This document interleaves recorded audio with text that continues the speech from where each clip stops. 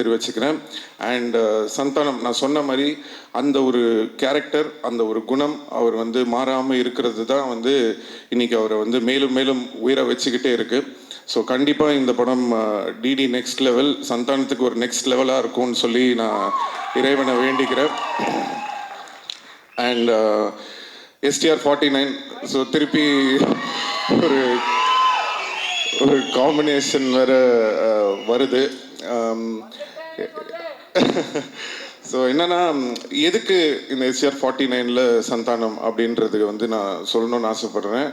அதுக்கு மெயின் காரணம் என்னென்னா, இன்றைக்கி வந்து சினிமா வந்து காமெடி வந்து ரொம்ப கம்மியாக இருக்குது. ரொம்ப சீரியஸான படங்கள் எடுக்க ஆரம்பிச்சிட்டோம். இப்போது பெரிய படங்கள், இப்போது ஒரு ஹீரோ படம்லாம் நீங்கள் பார்த்தீங்கன்னா உங்களுக்கு வந்து ஒரு நல்ல ஆக்ஷனு, அட்ரினல் ரஷ்ஷோட படம் வேணும்னு எதிர்பார்க்குறீங்க. ஸோ நாங்கள் பண்ணுற படங்கள்லாம் முக்கால்வாசி பார்த்தீங்கன்னா ஆக்ஷனு, அந்த ஒரு என்ன சொல்கிறது, ஒரு அக்ரெசிவான படங்களாக இருக்குது. ஸோ தமிழ் சினிமாவில் ரொம்ப ஒரு ஜாலியாக சாஃப்டாக ஃபீல் குட்டான படங்களும் நிறையா வரணும்.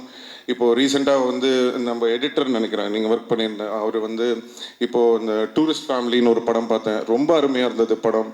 அந்த டீமுக்கும் என்னுடைய வாழ்த்துக்கள் தெரிவிச்சுக்கிறேன். எதுக்கு சொல்கிறேன்னா, சந்தோஷமாக ஹாப்பியான படங்களும் வந்து நிறையா வரணும்.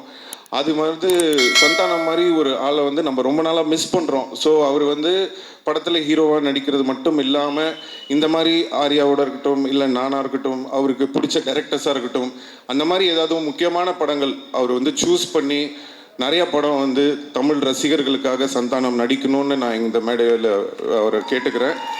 ஸோ அதுக்கு வந்து ஒரு ஆரம்பமாக இருக்கட்டும் அப்படின்றதுக்காக தான் வந்து எல்லோரும் என்கிட்ட சொன்னாங்க, சார் அவர் ஒத்துப்பாரா அப்படின்னு சொன்னேன். நான் சொன்னேன், நான் ஃபோன் பண்ணால் போதுங்க, அவர் என்ன படம் என்ன கதை எதுவுமே கேட்க மாட்டார், அவர் எனக்காக கண்டிப்பாக வருவாருன்னு தெரியும். அதே மாதிரி அவர் வந்து எனக்கு ஃபோன் பண்ணோன்னே எனக்கு தெரியும் ஆடியோ லான்ச் தானே வரணும் அப்படின்னு சொல்லிட்டேன்.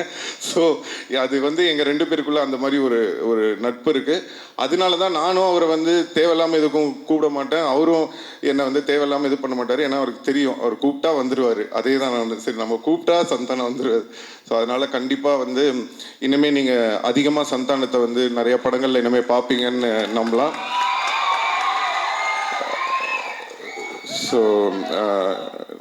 ஸோ இந்த டீமுக்கும் வர May 16th, ஸோ கண்டிப்பாக எல்லாரும் தியேட்டரில் போய் இந்த படத்தை பார்த்து என்ஜாய் பண்ணணும்னு சொல்லி எல்லாரையும் கேட்டுக்கிறேன். நன்றி, வணக்கம்.